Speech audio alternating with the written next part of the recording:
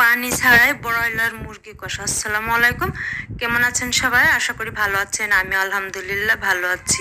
তো শুনে সবাই অবাক হচ্ছেন যে পানি ছাড়া আবার কিভাবে মুরগি কষা করে। তো আজকে আমি আপনাদের সঙ্গে সেই রেসিপিটি শেয়ার করব।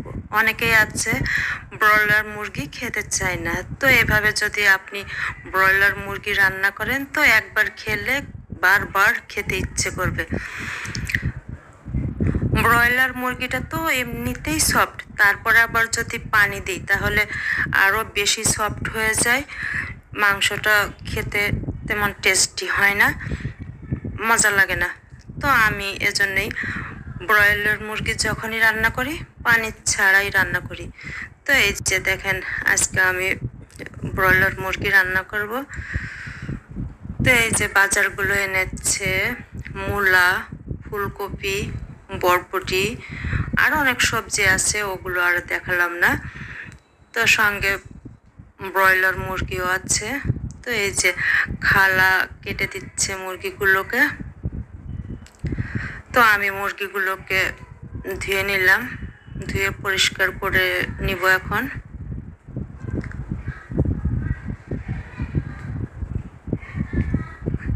এখানে অনেকগুলো মাংস, তো আমি সবগুলো রান্না করব না, 1 কেজির মতো নিয়েছি, অল্প কিছু রান্না করব আর কি।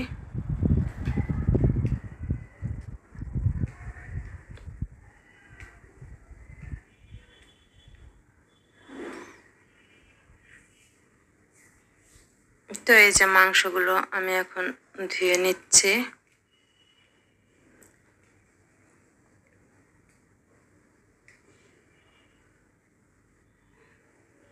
এই যে এতটুকু আমি রান্না করব।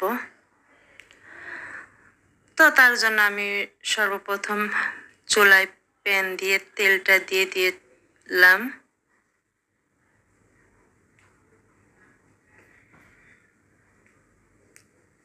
তেলটা একটু গরম হলেই এর মধ্যে আমি গরম মশলা, তেজপাতা দিয়ে দিয়েছি। তেজপাতাটা সবুজ দেখাচ্ছে, এটা আমার টবের গাছের তেজপাতা, ওখান থেকেই এনে দিয়েছি, এজন্য তেজপাতাটা সবুজ দেখাচ্ছে। তো মশলাটা একটু তেলে ভেজে যখন মশলার ফ্লেভারটা আসবে তখন আমি পেঁয়াজগুলো দিয়ে দিলাম। পেঁয়াজটাকে একটু হালকা ভেজে নিব।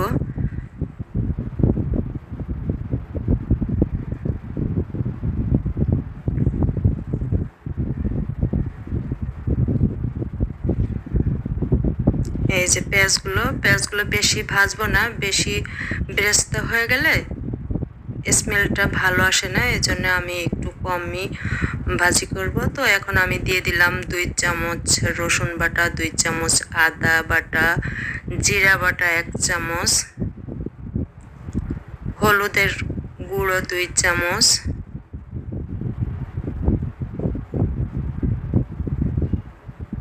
মরিচের গুঁড়ো 2 চামচ,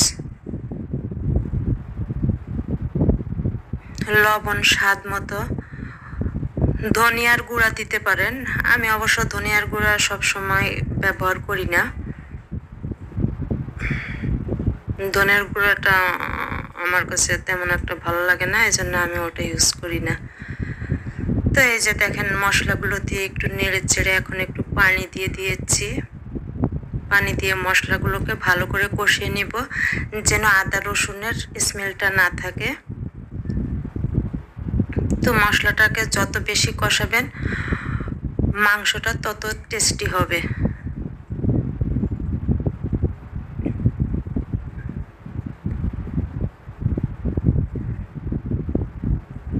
তো এই যে দেখেন আমার মশলাটা কষানো শেষ, মশলার উপরে তেল চলে এসেছে। এখন আমি মাংসগুলোকে দিয়ে দিব। এক করে আমি সবগুলো মাংসকে দিয়ে দিলাম।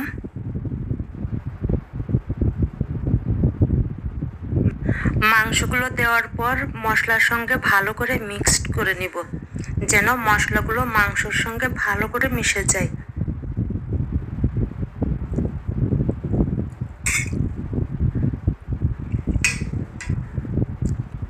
এই যে দেখেন আমি ভালো করে মিশিয়ে নিলাম।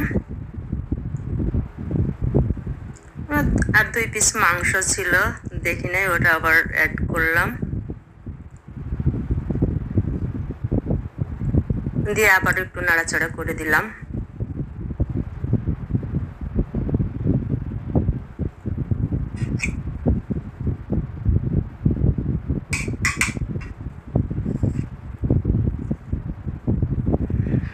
এখন এটাকে ঢেকে আঁচটা লো করে দিব। যেহেতু আমি পানি দিব না, এজন্য আমি আঁচটাকে একদম লো করে দিব, যেন আস্তে আস্তে জালটা হয় আর মাংসটাও সিদ্ধ হয়ে যায়। মাঝে মাঝে ঢাকনা খুলে মাংসগুলোকে আমি নাড়াচাড়া করে দিব। এই যে দেখেন মাংসগুলো এখন আমি একটু নাড়াচাড়া করে দিলাম। তো এই যে দেখেন পানি উঠতে শুরু করেছে, হালকা একটু পানি উঠেছে।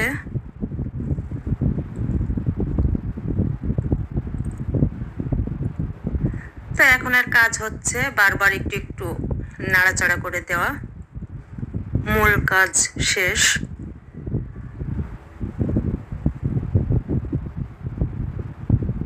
আবারও ঢাকনা দিয়ে দিলাম।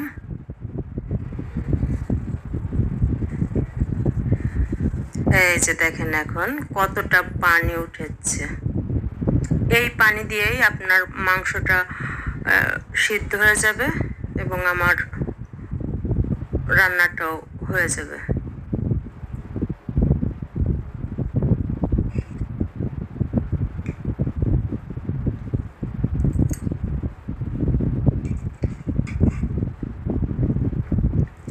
তো এখন আবার একটু ঢেকে দিব।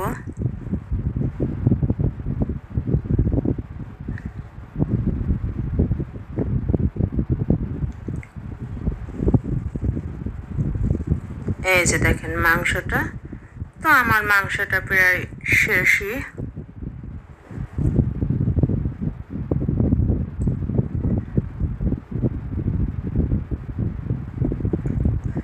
তো আপনারা যদি এভাবে পানি ছাড়াই ব্রয়লার মুরগিটা রান্না করেন তো খেতে খুব টেস্টি হবে, মজা লাগবে আর কি।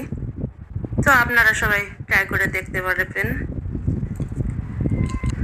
রান্না শেষ, এখন আমি উপরে কিছুটা ভাজা জিরার গুঁড়ো দিয়ে দিলাম।